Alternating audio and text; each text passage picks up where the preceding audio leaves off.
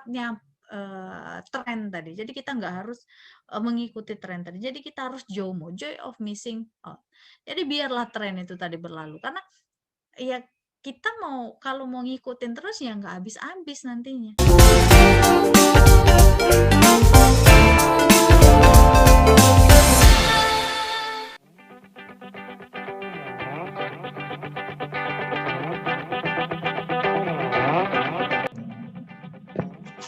Oke. Selamat pagi, Romo, Ibu, dan teman-teman seminaris. Selamat pagi. Selamat pagi. Selamat pagi. Ya, terima kasih. Jadi agendanya hari ini apa, Romo? Ada pelatihan manajemen perubahan diri pribadi, kayak yang ada di virtual background-nya Bu Ega atau saya. Bu Clara pakai HP jadi nggak bisa lihat. Itu yang mau kita bahas. Ini dimulai dari Romo dulu ya? Enggak, saya sudah mulai. Jadi kita mulai dari Bu Clara atau Bu Ega gitu aja, diberi kesempatan langsung ke mereka. Terus nanti Tasya bantu kalau ada pertanyaan dan jawaban ya, sesi tanya jawab. Pertanyaannya kayaknya biar lebih mudah lewat room chat aja ya. Nanti dibacain aja. Ya, nanti tinggal bacain. Biar nggak ada kendala sinyal dan sebagainya. Oke. Baik, bisa dimulai paparan aja. Oke, kayaknya paparannya bisa langsung dimulai sama Ibu Katerina Clara, mungkin? Ibu Ega dulu. Oh, Ibu Ega dulu, oke. Ibu Ega? Baik, terima kasih Tasya atas kesempatannya. Selamat pagi, mungkin saya panggilnya adik-adik ya, karena memang saya udah tua ya. Selamat pagi adik-adik, senang sekali kita bisa ketemu lagi ya. Ini yang kemarin ya Romo ya, bener ya? Iya Bu. Senang sekali kita bisa ketemu lagi walaupun masih dengan metode yang sama, tatap muka secara daring, namun harapan saya ini tidak mengurangi nilai dari pertemuan kita pada hari ini. Nah, hari ini sebenarnya saya cuma ingin sharing ya, karena kalau misalnya saya sampaikan saya mau mengajar, tentu mungkin adik-adik memiliki pengetahuan yang jauh lebih luas dibandingkan dengan namun hari ini saya hanya sekedar ingin sharing tentang fenomena-fenomena yang lagi ngetren sekarang, terutama untuk kita generasi Y, kemudian adik-adik nih generasi Z yang sekarang ini bisa saya katakan mendominasi jumlah penduduk yang ada di dunia sekarang. Nah, ini adalah presentasi yang saya akan sampaikan. Mungkin adik-adik bisa lihat ya di screen-nya. Adik-adik mungkin sudah tahu ya, sekarang ada beberapa generasi yang ada di dunia saat ini. Mungkin sebelum baby boomers, kalau saya tidak salah ada yang namanya generasi veteran ya, namun saya tidak bahas. Saya mulai dari generasi baby boomers. Generasi baby boomers ini adalah generasi yang mungkin oma-omanya adik-adik. Kemudian generasi X, generasi Y, generasi Z, dan adik-adik kalian yang baru-baru lahir ini disebut dengan generasi alpha. Nah, kenapa sih mereka disebut dengan generasi baby boomers? Jadi dulu setelah Perang Dunia berakhir. Sorry Bu, Bu Ya, Ega. Kayaknya suaranya kurang masuk deh. Suara saya kurang masuk ya? Ya, entah mikrofonnya agak terlindung atau. Ya. Kalau gini kedengaran nggak Mo? Coba. Iya. Ya. Halo Mo, kedengaran nggak? Oke. Oke. Nah, saya lanjutkan ya. Sorry ya, karena pas saya pakai headset. Jadi kenapa sih dia disebut dengan generasi baby boomers? Karena dulu setelah Perang Dunia Kedua berakhir, ini kan artinya sudah ada perdamaian, sehingga tentara-tentara perang itu sudah mulai kembali ke negaranya masing-masing, sehingga terjadinya ledakan kelahiran, sehingga mereka disebut dengan generasi baby boomers.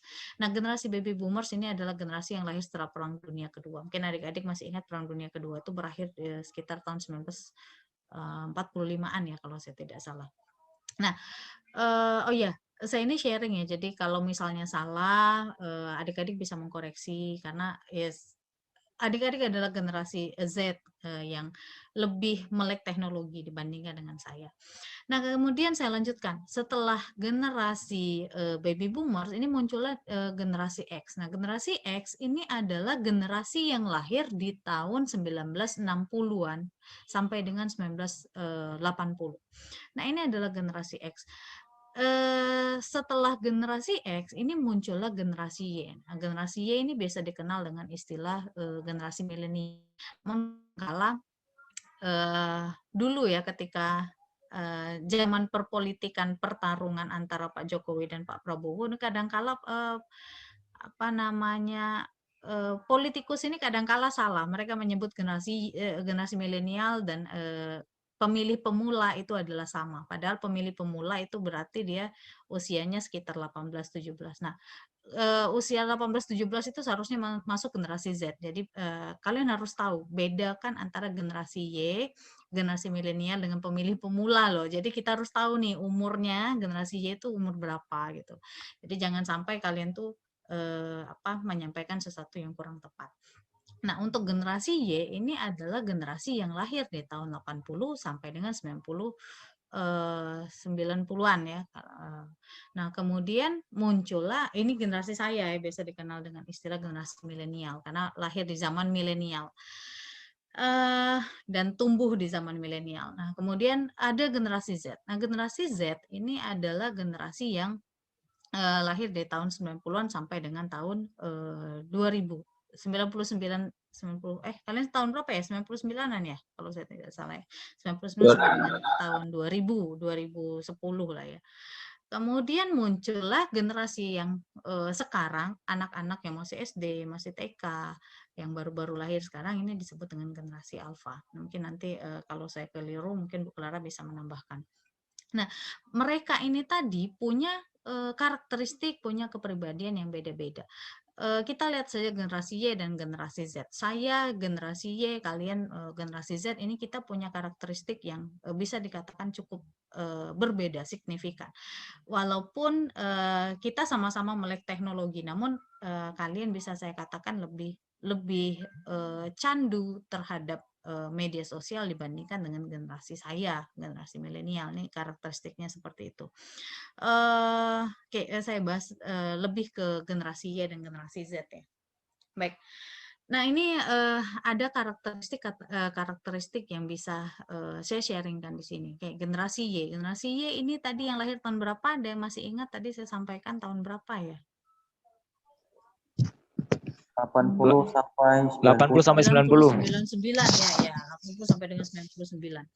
Nah, generasi Y ini adalah orang-orang yang memiliki semangat yang tinggi, orang-orang yang memiliki optimis yang tinggi. Jadi orang-orang generasi Y ini tadi orang-orang yang pengen maju, terus pengen melakukan perbaikan. Nah, mereka ini tadi open minded.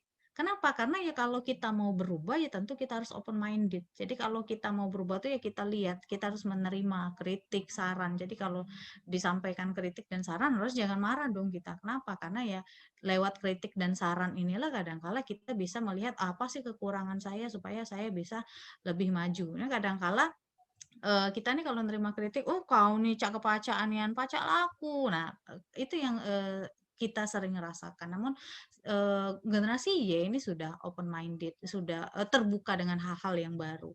Kemudian mereka cepat belajar, mengikuti perubahan. Makanya sekarang nih sudah ada aplikasi-aplikasi yang aneh-aneh lah ya bisa saya katakan. Kenapa? Karena pada zaman saya dulu ini belum ada.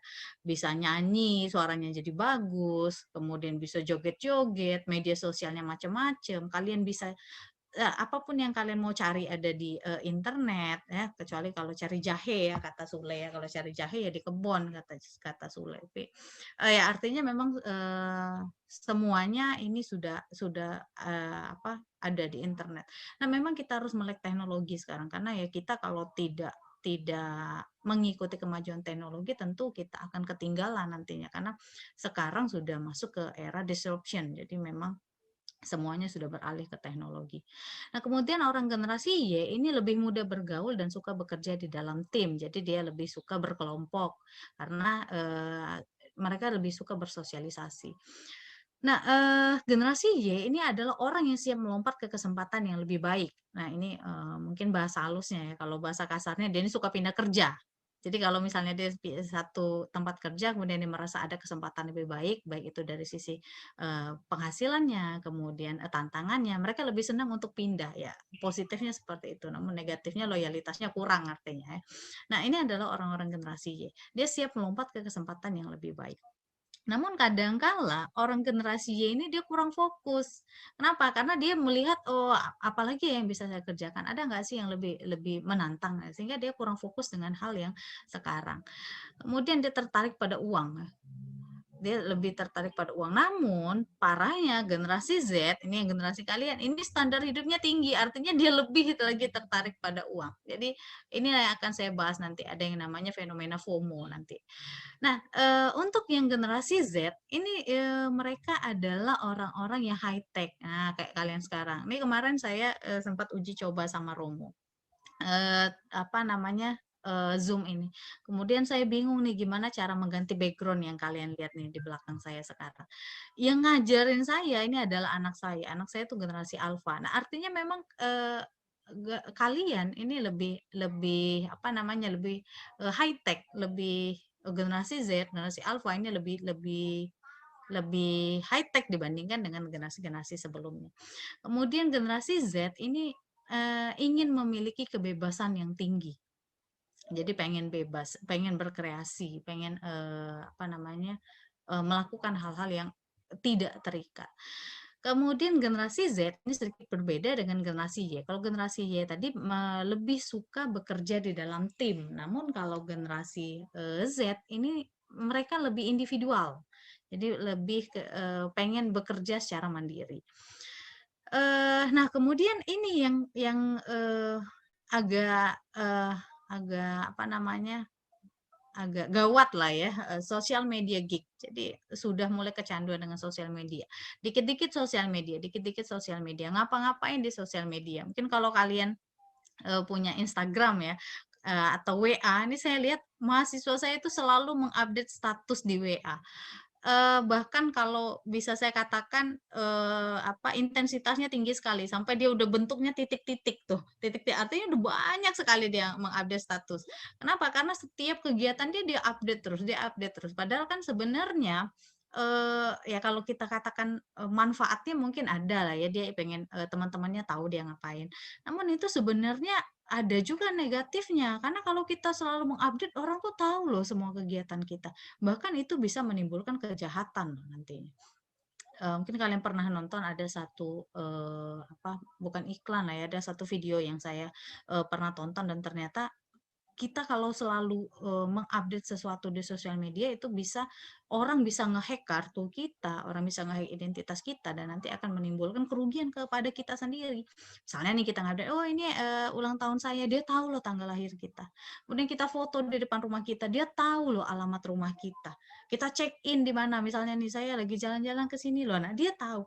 Bahkan mungkin kita kadang-kadang foto, kemudian kita terfoto lah nomor kartu ATM kita sehingga itu bisa menimbulkan kejahatan nantinya. Nah ini yang seharusnya bisa kita hindari. Gunakanlah sosial media itu secara apa namanya bijak, jangan terlalu berlebihan untuk apa namanya hal yang positif saja, misalnya sharing. Apalagi kalian nih calon romo, mungkin kalian bisa share memotivasi teman-teman, memotivasi followernya, kemudian misalnya kayak apa konten kreator, berikanlah apa namanya video-video yang bisa memotivasi orang. Nah, namun generasi Z ini adalah orang-orang yang multitasking. Jadi sama kayak handphone lah ya. Satu aplikasi kerja, aplikasi yang lain juga bisa kerja. Nah, ini anak-anak zaman sekarang nih dia bisa mengerjakan beberapa pekerjaan dalam satu waktu. Itu sebenarnya luar biasa sekali ya, sama kayak emak-emak ya. Emak-emak kayak saya nih kalau pagi-pagi tuh sambil masak, sambil nyuci, sambil ngurus anak, ini bisa mengerjakan satu pekerjaan apa namanya, di satu waktu. Nah ini, sebenarnya luar biasa sekali. Kemudian generasi Z ini adalah orang yang efisien, orang yang kreatif, orang yang inovatif. Makanya sekarang di perusahaan, beberapa perusahaan ini lebih menyenangi orang-orang generasi Z untuk bekerja. Kenapa? Karena mereka ini adalah orang-orang yang inovatif. Namun mereka tadi suka kebebasan.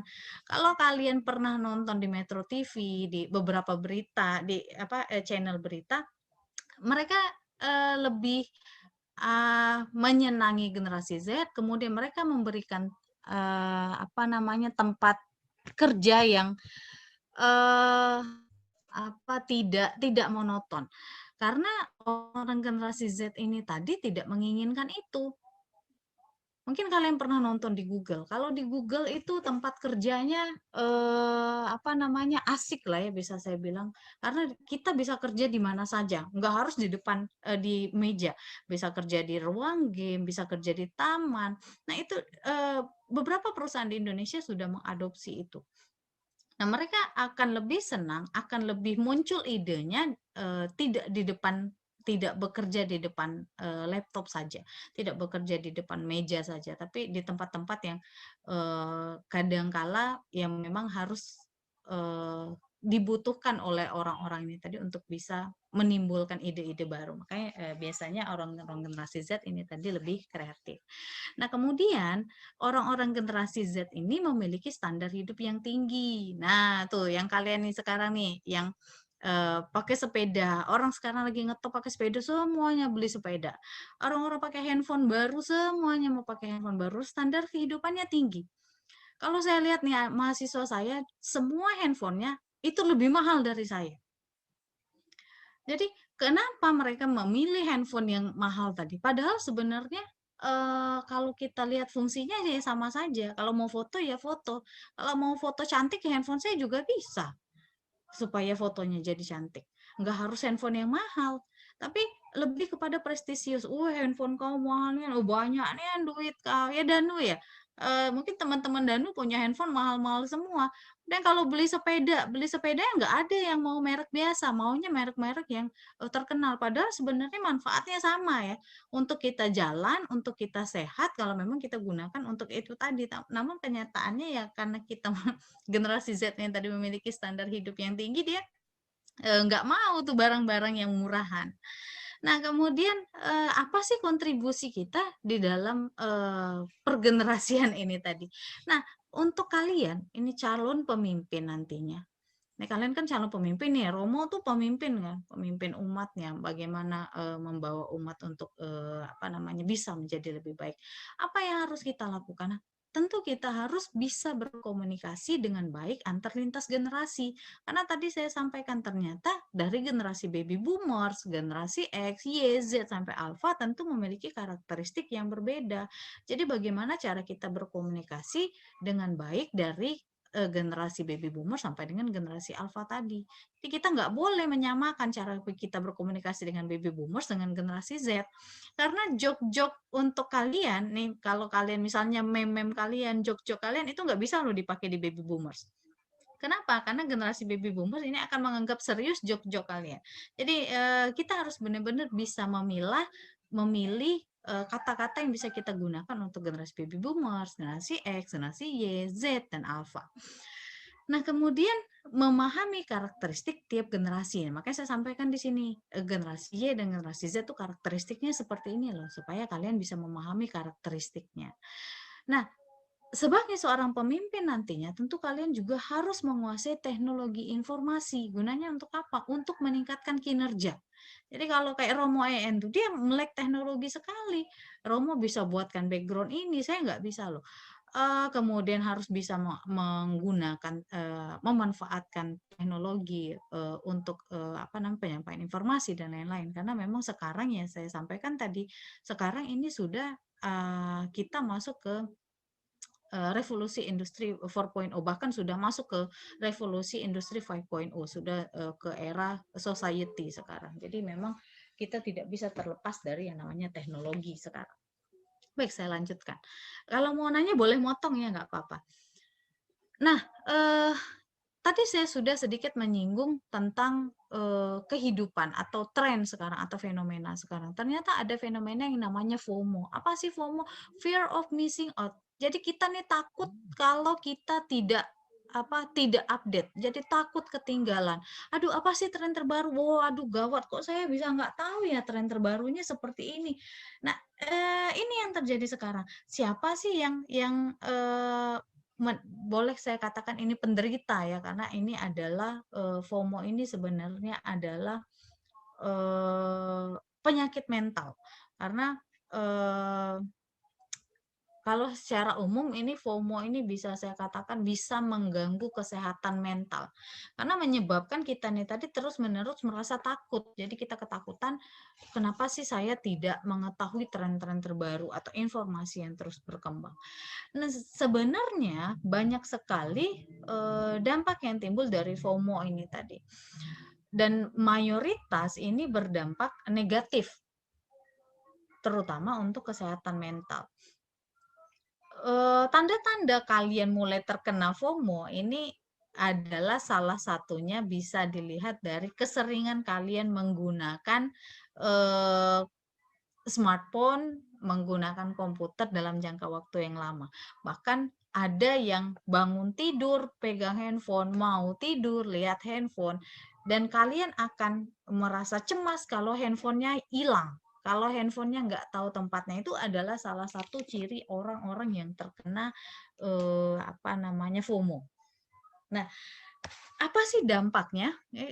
Saya tadi sampaikan dampaknya lebih banyak ke negatif ya, namun mungkin ada juga yang positif. Jadi kita bisa mengupdate informasi, namun sebagian besar ya dampaknya negatif.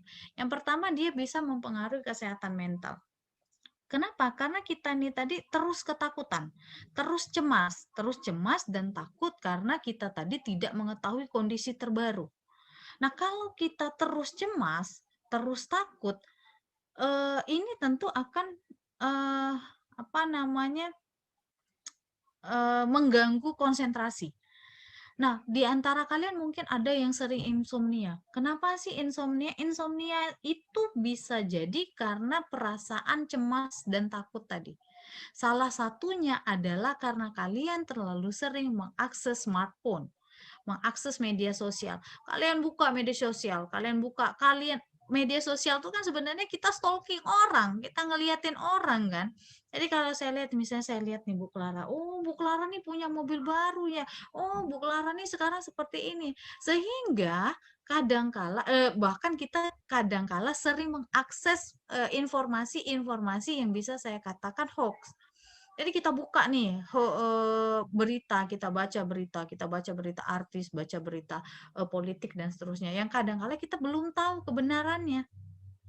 Karena berita sekarang ini ada yang hoax juga, tapi kita share, dan itu bisa membuat kecemasan. Kalau kita cemas, kita susah tidur. Kalau orang yang susah tidur, apa sih yang terjadi? Ya, pikiran kita nih kusut. Lama-lama kalau orang susah tidur, pikiran kusut, tidak konsentrasi, nah itu bisa mengganggu fungsi organ dalam kita, salah satunya fungsi liver.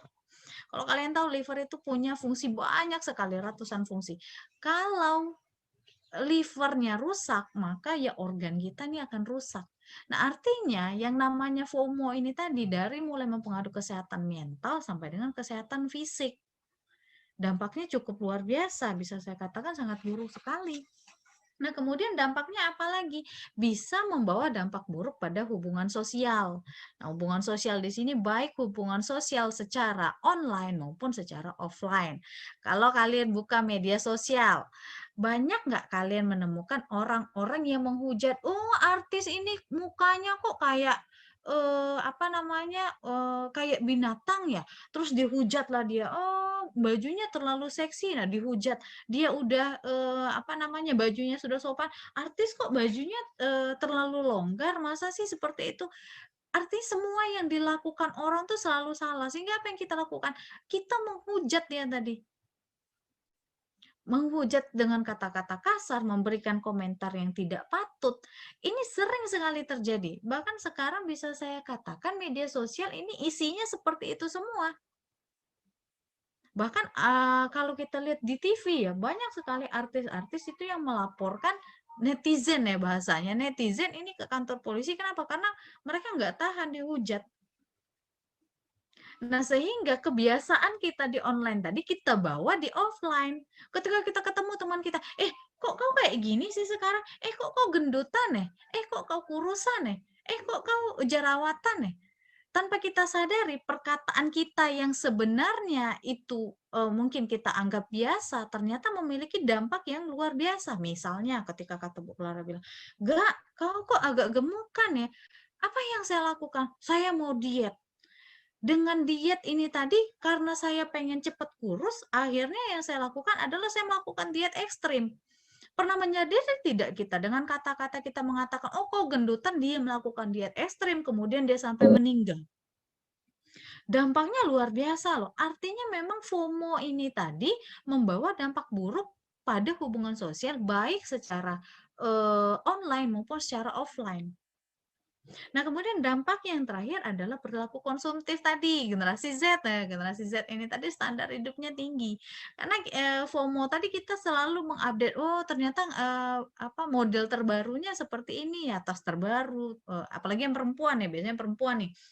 Tas terbaru, baju model terbaru, kemudian handphone terbaru. Contohnya yang saya bilang tadi sepeda. Di awal pandemi orang-orang semuanya hampir punya sepeda. Jadi kalau kalian pernah melihat perusahaan leasing, ini sekarang sudah bisa membiayai semuanya. Bahkan kredit sepeda. Akhirnya apa yang dilakukan? Banyak sekali sekarang kredit sepeda.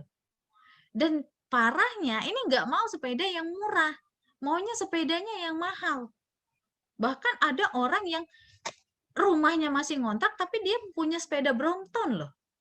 Aneh ya. Kenapa? Karena ya ini tadi, kita ada FOMO tadi. Pengen selalu up to date. Oh, sekarang lagi ngetop sepeda Brompton. Ternyata sekarang harganya turun. Karena sekarang orang udah nggak ngetop lagi nih sepeda. Sudah ada hobi-hobi yang lain. Nah, ini yang terjadi. Sama kayak kalian nih, mau handphone baru selalu mengupdate. Pas dijual handphone baru nih kita beli, kemudian kita jual, harganya pasti akan turun. Kita mau beli lagi yang baru. Kalau kita selalu ngikutin yang nggak habis-habis. Nah, ini Bu Clara nanti mungkin bisa menjelaskan bahwa sebenarnya yang kita lakukan itu adalah kita memenuhi keinginan kita, bukan kebutuhan kita. Baik nggak sih?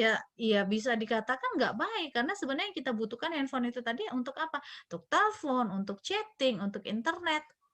Yang nggak harus handphone yang harganya puluhan juta kan? Handphone yang harganya 2 juta fungsinya sama dengan handphone yang 20 juta. Nah, artinya ya cukup kita menggunakan handphone yang 2 juta saja. Untuk apa kita membeli barang yang mahal-mahal dengan fungsi yang sama? Kecuali itu tadi, karena kita memiliki perilaku yang konsumtif. Nah, ini dampak negatifnya.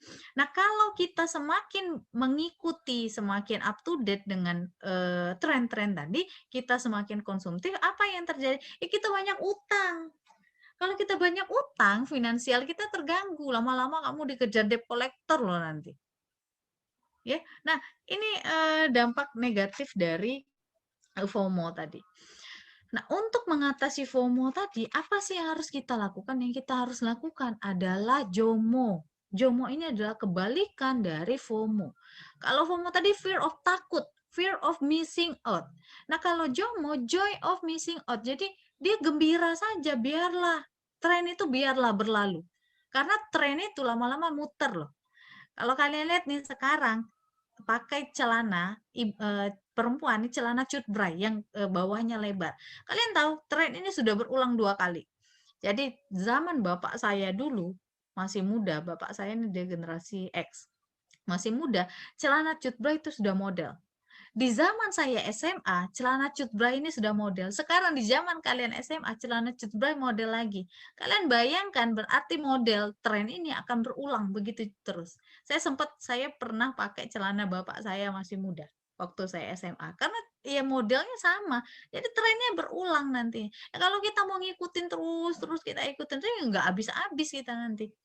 Nah, makanya kita harus mengikuti atau kita harus gembira dengan terlewatnya tren tadi. Jadi kita nggak harus mengikuti tren tadi. Jadi kita harus JOMO, joy of missing out.